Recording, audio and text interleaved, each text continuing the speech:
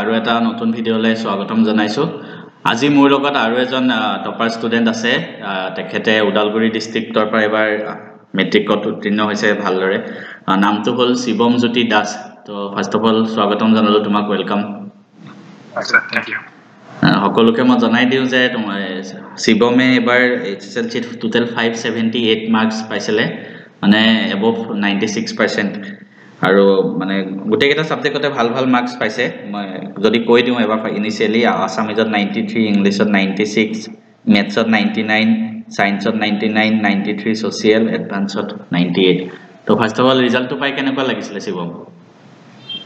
sir মই অসাকি যদি কওঁ মোৰ অলপমান বেছি এক্সপেক্টেশন আছিল যেনেকে সোশ্যালত মোৰ মাৰ্কস বহুত কমি গ'ল আৰু লগতে এডভান্সত মই 100 এক্সপেক্ট কৰিছিলোঁ কিন্তু ক'ত বা মাৰ্কস পালে এইটো মই একেবাৰে বুজি নাপালোঁ ওকে দেন তুমি এতিয়া এডমিশন ক'ত লৈছা নেক্সট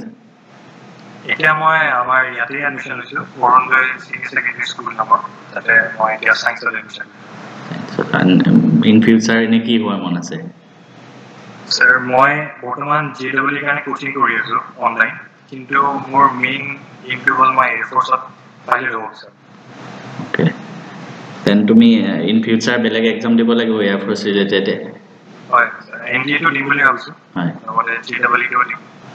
গ্ৰেট ভালদৰে পঢ়িবা তো তুমি কোনখন স্কুলৰ পৰা মেট্ৰিক দিছিলা স্যাৰ মই অৰুণোদয় পৰাই দিছো আমাৰ টাউনলা Arunodaya academy town English medium নে আসামিজ মিডিয়াম আছিলে মই ইংলিশ মিডিয়াম আছিল তো ফাৰ্স্ট অফ অল আমি কিছুমান নৰ্মেল কোৱেশ্চন মই তোমাৰ প্ৰতি সুধিম যিবিলাকে তোমাৰ নেক্সট যিসকলে HSLC দিব গৈ আছে জুনিয়ৰসকলক অলপমান গাইড কৰিব পাৰিব তো ফাৰ্স্ট অফ অল এনে তুমি MCQ প্ৰথম MCQ কথা 50% MCQ আহে চাৰিটা সাবজেক্ট তো MCQ কেনেকৈ প্ৰিপেয়াৰ কৰিব লাগে তোমাৰ মতে মই MCQ কাৰণে সেপাৰেট বুক অকল মই মেথছৰ কাৰণে কৰিছো মেথছত RD শৰ্মাখনৰ MCQ এখন সেপাৰেট বুক আছে এইখন বুক মই গোটেই কমপ্লিটলি সলভ কৰিছো আৰু বেলেগ যোনবোৰ সাবজেক্ট আছে মই এইবোৰ এনে বুকৰ মানে NCERT খন পুৰা ভালকে মনত আছে এনেকৈ মই প্ৰিপেয়াৰ কৰিছো এখনটো RD শৰ্মাৰ ৰেফাৰেন্স বুক আহে আৰু MCQ কাৰণে এক্সট্ৰা আহে নেকি মানে মই যেতিয়া খন কিনিছিলো আমাৰ বেচৰ পৰাই চাগে MCQ মানে ৰেফাৰেন্স বুকখনৰ লগত MCQ বুকখন লগতে আহিছে ওকে ওকে দেন সেইখনৰ পৰা অলপমান লাভ হয় ন এখন মানে মই গোটেই কৰিছিলো তাৰ পৰা মোৰ কমন আহিছিল আৰু বাকি তুমি টেষ্ট পেপাৰ বিলাক কৰিছিলানে টেষ্ট পেপাৰ স্যাৰ মই আপোনাৰ ভিডিঅ'ৰ পৰাই কৰিছো কোনকেইটা সায়েন্স মেথছ একেটা সায়েন্স মেথছ আৰু মই সোশ্যাল এক্সামৰ আগত আমাৰ কোৰ্স কৰিছো লাভ হৈছিল নাই এটোৰ পৰা এখন মই কৰিছিলো তাৰ পৰা মোৰ যথেষ্ট মানে বহুতখিনি টপিকছ আহিছিল সেইকাৰণে লাভ হৈছিল থ্যাংক ইউ দেন তুমি বাকি সায়েন্স আৰু কি থাকিল ইংলিশ সায়েন্সৰ MCQ কেনেকৈ প্ৰেক্টিস কৰিছিলা স্যাৰ একচুয়ালি মোৰ দেউতা সায়েন্সৰ টিচাৰ হয় তেওঁ ইয়াতে যোনখন কলেজ আছে তাতে প্ৰফেসৰ হয় সো দেউতাই মোক পঢ়াইছিল এনেকৈ স্কুলতো পঢ়াইছিল দেউতাই দেউতাই আমাৰ স্কুলত MCQ প্ৰেক্টিস কৰাই থাকে এনেকৈ মোৰ আহি গৈছিল লগতে মই NCERT খন পঢ়িলে আহি যায় মেইনলি NCERT মেইন ন NCERT মানে সৰু লাইনছবোৰ যোনবোৰ থাকে সেইবোৰে ভালকে মনত ৰাখিছিল আৰু বাকি ইংলিছৰ MCQ মই ইংলিছটো মোৰ ষ্ট্ৰং সাবজেক্ট আছিল আগতকে ইংলিছ মিডিয়ামত পঢ়াৰ কাৰণে এইটো মোৰ এটা এডভান্টেজ থাকে বুলি ক'ব পাৰি ইংলিছত মই এনেকৈ ইমান এক্সট্ৰা প্ৰিপাৰেশ্যন দিয়া নাছিলোঁ অকল স্কুলত যি পঢ়াইছিল সেইবোৰ ভালকৈ পঢ়িছিলোঁ আৰু লগতে মোৰ ইংলিছৰ এখন MCQ কিতাপ আছিল এইখন সৰু চাই কিতাপ তাৰ পৰা চব চেপ্টাৰছৰ পৰা সামাৰী এখন থাকিছিল সামাৰীৰ পৰা এটা দুটাকৈ MCQ প্ৰেক্টিছ কৰিছিলোঁ তাৰ পৰা কিতাপখনৰ নামটো ক'ব পাৰিবা নেকি কি আছিলে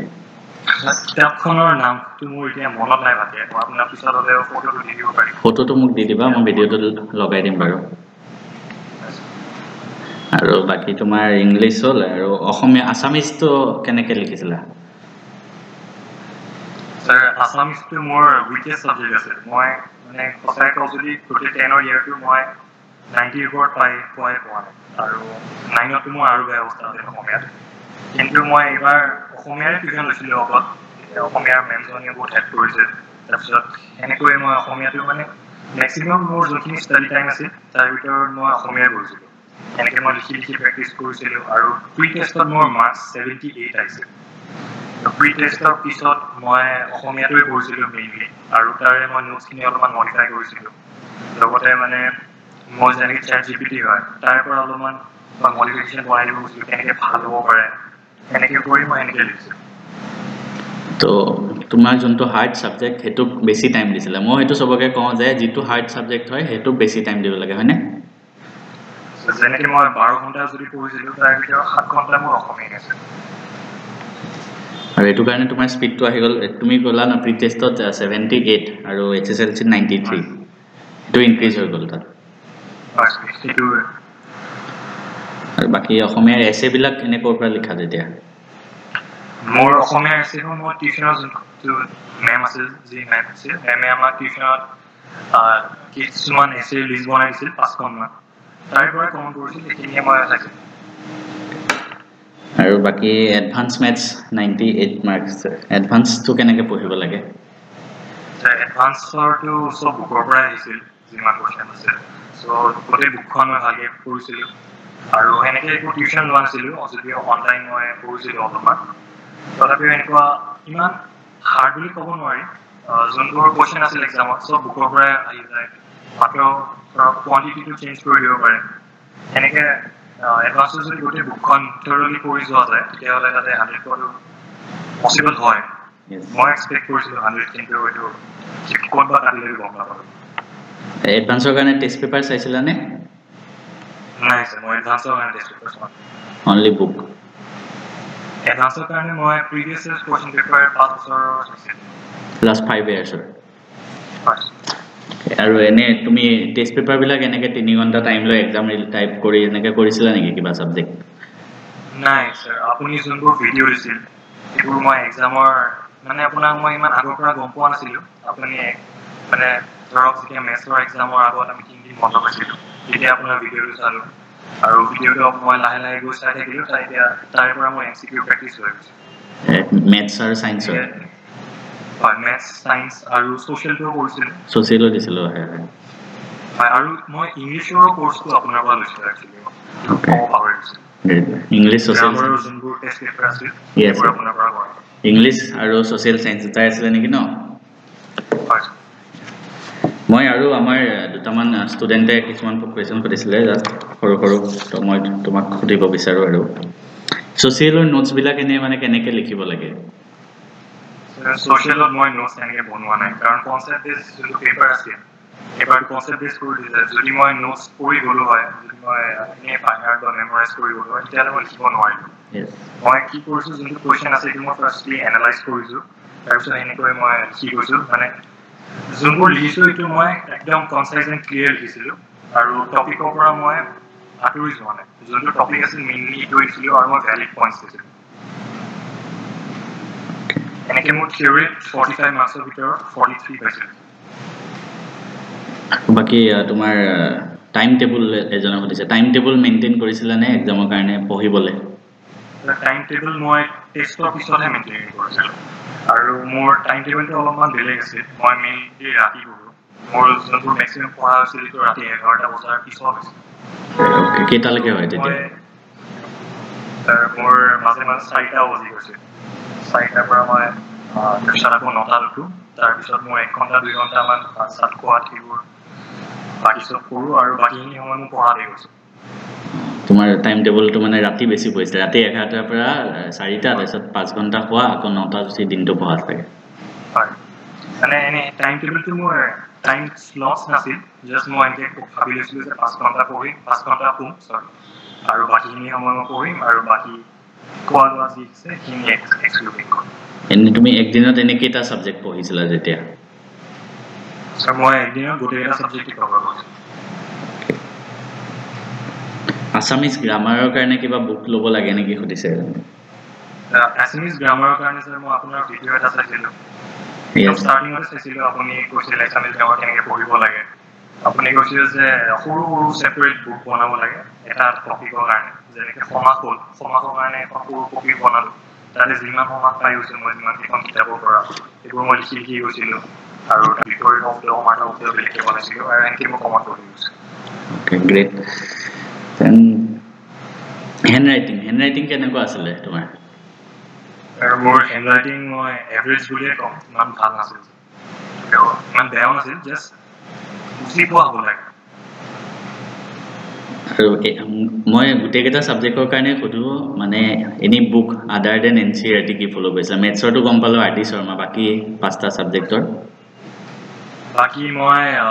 এডুটেকৰ এটা গাইডবুক আছিল এইটো CBSE হয় কিন্তু মই এইটো চায়েন্সৰ কাৰণে ফ'ল' কৰিছিলোঁ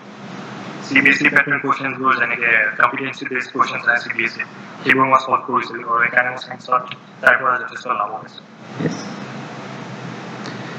আৰু বাকীখিনিতো মই সুধিলোৱে টিউশ্যন অসমীয়াত লৈছিলা হয়নে সুধিছিলে আৰু বাকী এনে mobile and social media use কেনেকুৱা মানে কৰিছিলা নেকি 10ত ছাৰ এক্সামৰ আগৰ সময়খিনি যেনেকৈ প্ৰি টেষ্ট হৈ গ'ল প্ৰি টেষ্টৰ আগৰ বা দুৰ্গা পূজাৰ পিছৰ বুলি ক'ব পাৰি তেতিয়াৰ পৰা মই ছ'চিয়েল মিডিয়াত আছিলোঁ আৰু মোবাইল ইউজ কৰিলে মই কৈছোঁ যে আপোনাক মই অনলাইন কৰিছিলোঁ সেইটোৰ কাৰণে মোৰ মোবাইলটো লাগিছিলে আৰু মানে মোবাইলটো যি আছিল মই তাৰ পৰা ৰিচোৰ্চেছবোৰ পাইছিলোঁ এইখিনি প্ৰশ্ন মই কৈ আছিলে ষ্টুডেণ্টে সুধিছিলে বাকী মোৰ ফালৰ পৰা যি সুধিব আছিলে মই তোমাক সুধিলোঁ নেক্সট তোমাৰ এনি এডভাইচ তুমি তোমাৰ জুনিয়ৰক কি দিব বিচাৰা মানে এডভাইচ যিসকলে নেক্সট ইয়াৰ এক্সাম দিব গৈ আছে মানে এইবাৰ ছ'চিয়েলৰ এক্সামটো বহুত টাফ হোৱা বুলি কৈ আছে কিন্তু মোৰ মতে এইটো কনচেপচুৱেল বেছড কুৱেশ্যন পেপাৰ আছিল আৰু এনেকুৱা কুৱেশ্যন পেপাৰ আগতো আহিব চ' জুনিয়ৰ্ছৰ কাৰণে মই ক'ব বিচাৰোঁ যে যোনবোৰ কনচেপ্ট আছে সেইবোৰ ক্লিয়াৰ কৰি ৰাখিব লাগে আৰু মেমৰাইজ কৰিব বাহিৰ কৰি কোনো এনচাৰ যাব নালাগে তেতিয়া যদি CRTটো লাইন বাই লাইন বুজি যোৱা হয় তেতিয়াহ'লে এক্সামত যি কুৱেশ্যন আহে সেইটো পাৰিব থেংক ইউ ছ' মাছ তোমাৰ টাইম মোক দিয়াৰ বাবে আৰু আগলৈও তুমি আই হোপ জুনিয়ৰবিলাকক গাইড কৰি যাবা মই আগলৈও তোমাৰ লগত কণ্টেক্ট কৰিম এণ্ড তোমাৰ ফিউচাৰত তুমি যি এইম লৈ আগবাঢ়িছা সেই এইমত যাতে তুমি ছাকচেছফুল হোৱা তাৰ কাৰণে মই মানে বহুত তোমাক বেষ্ট উইচেছ দিলোঁ থেংক ইউ ক্লাছ 10ৰ যিসকলে এবাৰ ভিডিঅ'টো চাই আছে ক্লাছ 10ত যোনে পাইছা তেওঁলোকৰ বাবে ভাল খবৰ আমি প্ৰস্তুত থাকিব আপোনালোকৰ মেথছ ছায়েন্সটো বৰ্তমান ৰখা হৈছে 699 প্লাছ GST চব মিলাই 738 ৰুপিজ এটা ছাবজেক্টত গোটেই বছৰটোৰ কাৰণে কাৰোবাৰ যি ডাউট আছে মই কৈ দিছোঁ আজি গোটেই বছৰটোৰ কাৰণে এটা ছাবজেক্টত মাত্ৰ 730 টকা দিলেই হ'ল মনত আহিব পাৰে এই বেটছটো আমি কিয় জইন কৰিব লাগে মেথছ পঢ়াম মই মেথছত মেট্ৰিকত 100 পাইছিলোঁ হাই ছেকেণ্ডেৰীত 99 পাইছিলোঁ JEE এণ্ড NDA ক্ৰেক কৰিছিলোঁ ফাৰ্ষ্ট এটেম্পটত মোৰ টিচিং ষ্টাইল তোমালোকেও চাই আহিছা যোৱা 5 বছৰ ধৰি মই পঢ়াই আছোঁ আৰু যোৱা 5 বছৰ ধৰি মই যিখিনি পঢ়াইছোঁ মেথছ এণ্ড ফিজিক্স হাব আমাৰ চেনেলটো অসমৰ ভিতৰত number 1 most trusted channel for board exam হয় তাৰসকলে কোৰ্চটো ল'ব তেওঁলোকৰ কাৰণে 1-to-1 মেণ্টৰশ্বিপ থাকিব য'ত আমি বেলেগ টপাৰ ষ্টুডেণ্টৰ লগত তোমালোকক কথা পাতাই দিম কেনেকৈ লিখিব লাগে গোটেইবোৰ তেওঁলোকেও তোমালোকক মাজে মাজে গাইড কৰি থাকিব বেলেগ ষ্টুডেণ্ট আহি এই গোটেইখিনি তুমি এটা ছাবজেক্টত 730 দিলেই হ'ল গোটেই বছৰটোৰ কাৰণে পাৰ ছাবজেক্ট হা আৰু সেকেন্ড কথা এই যোনটো কোৰ্স হ'ব ইয়াত তোমালোকে পাবা মক টেষ্ট মানে PDF নহয় তোমালোকে পৰীক্ষা দিব গলে কিয় আহিব 45 মাৰ্কস তো এই 45 মাৰ্কস তোমালোকে কেনেকৈ কৰিবা তাৰ কাৰণে আমি তোমালোকক গাইডেন্স দিম তাৰ উপৰি গাইডেন্স সবে দিব পাৰে আমাৰ এপত পাবা তোমালোকে মক টেষ্ট মানে কি ওপৰত টাইম চলি থাকিব 1 ঘণ্টা সময় তুমি 45 কৰিব লাগিব প্ৰত্যেকৰ ৰিজাল্ট মই এনালাইসিস কৰিম প্ৰত্যেককে মই কোৱেশ্চন এনসাৰ লিখিব দিম সব মই এনালাইসিস কৰিম কোড ভুল হয় মেথছত মই নিজে 100 পাইছিলো তোমালোকক বিশ্বাস কৰা এবাৰ মই তোমালোকক এটো গ্যাৰান্টি দিছো যে এই কোৰ্সটো লোৱাৰ পিছত কোনো পস্তাব নালাগে অলৰেডি বহুতে জয়েন কৰিলে আমি ক্লাছ আৰম্ভ কৰিব গৈ আছো জয়েন কৰিবৰ কাৰণে তোমালোকে ডেসক্ৰিপচনত লিংক এটা পাই যাবা গোটেই সাবজেক্টৰ হেনেকেও কৰিব পাৰা বা নিজে যদি কৰিব বিচাৰা